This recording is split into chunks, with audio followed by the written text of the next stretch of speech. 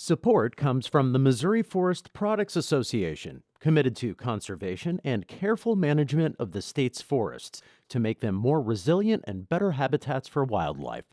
ChooseWood.com. From the St. Louis Public Radio Newsroom, this is The Gateway. It's Monday, February 26th. I'm Jonathan Ahl. A St. Louis family builds pool tables using a technique that stands the test of time. The sixth generation continues doing most of the work by hand. The whole motto is like, if it's not broke, don't fix it.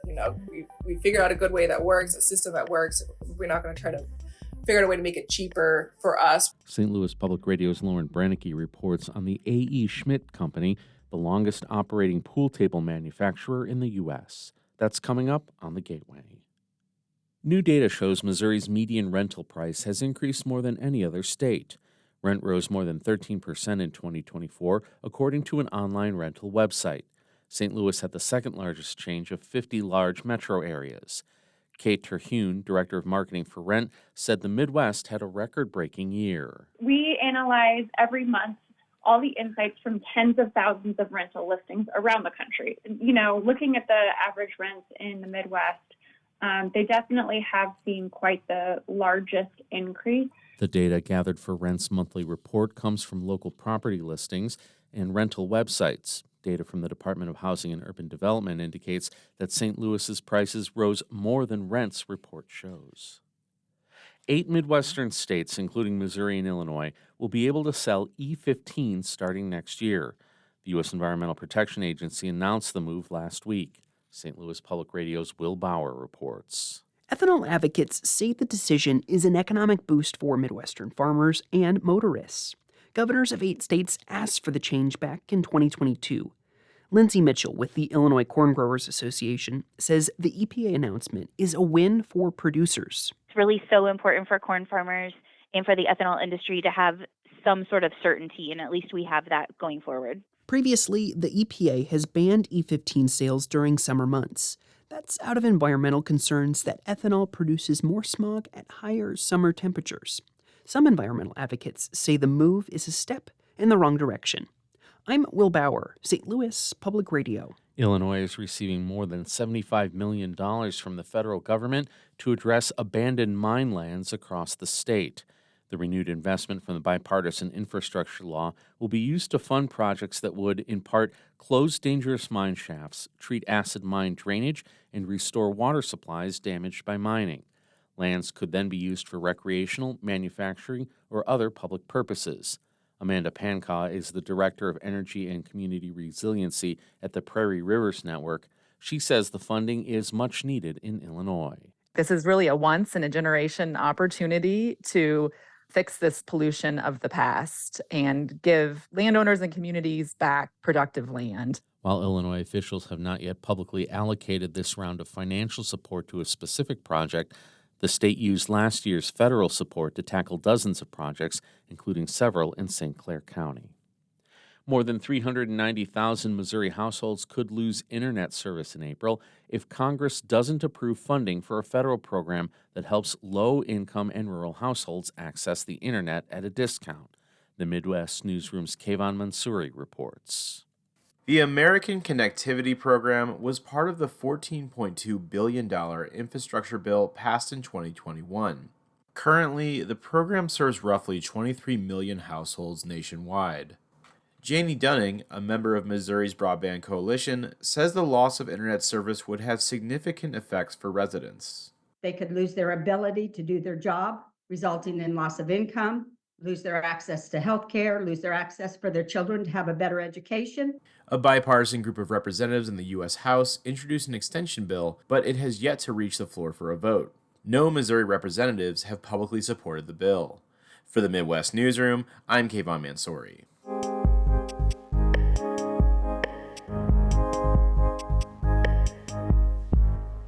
The oldest American manufacturer of billiards tables hasn't changed much in 150 years. The sixth generation of Schmidts are carving history into every pool table at a factory in South St. Louis. St. Louis Public Radio's Lauren Brannicky reports. Rachel Schmidt carefully cuts a piece of cloth to cover one of her family's latest creations. an 8-foot pool table for a customer. When finished, it'll be one of more than 600 tables A.E. Schmidt makes in a year. Her family's company is one of the few remaining pool table makers that do most of the work by hand. Family businesses are huge in the billiard industry, so we're lucky in that way. The Schmidts and their 14 employees work near Carondelet Park. It's just 7 miles from where the family business began in 1850. We've been through the Great Depression, we've been through a civil war. Ernst Schmidt sold ivory billiard balls and carved table legs. Ernst and his son Oscar sold the first A.E. Schmidt table in 1882. Oscar's great-grandson Kurt will pass the business to his children. Now they ship all over the country. I enjoyed it enough for 3 lifetimes. I think my parents would be pleased with the fact that this has continued on the way it was. They're on their 6th generation. It's very much a family business. Kurt Schmidt approves every table before it leaves the factory. He taught Rachel, her sister Stephanie, and brother Mike to build, sand, and stain tables the same way his father taught him. He builds pool tables with the same woodworking machines that his dad Art used. Schmidt and his wife aren't sure how long he'll keep working. He'll never retire. I'll retire when the kids tell me it's time to go. A drilling machine creates the perfect hole to fit a wooden peg. They've been in business so long that they've gone from using machines that ran on steam power to those that use electricity.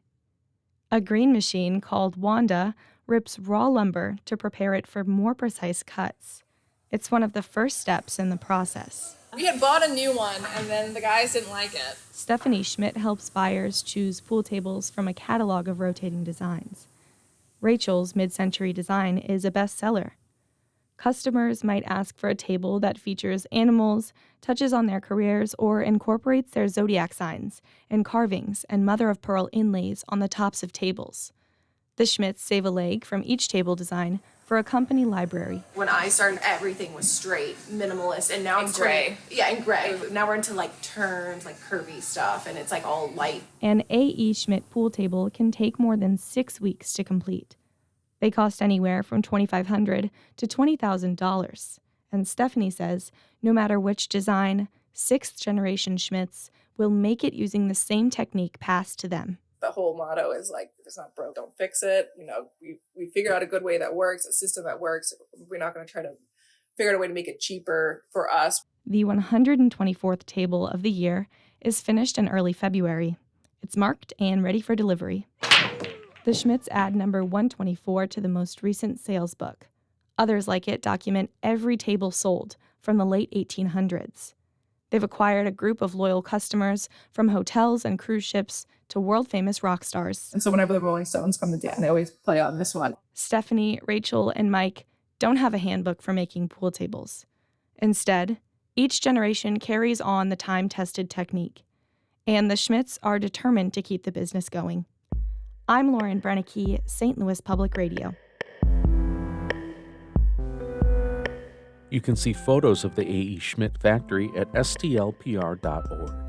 Our David Kazaris edited that report. The Gateway is a production of St. Louis Public Radio, a member-supported service of the University of Missouri, St. Louis. Music by Ryan McNeely of Adult Fur. I'm Jonathan Ahl, and from the St. Louis Public Radio Newsroom, this has been The Gateway.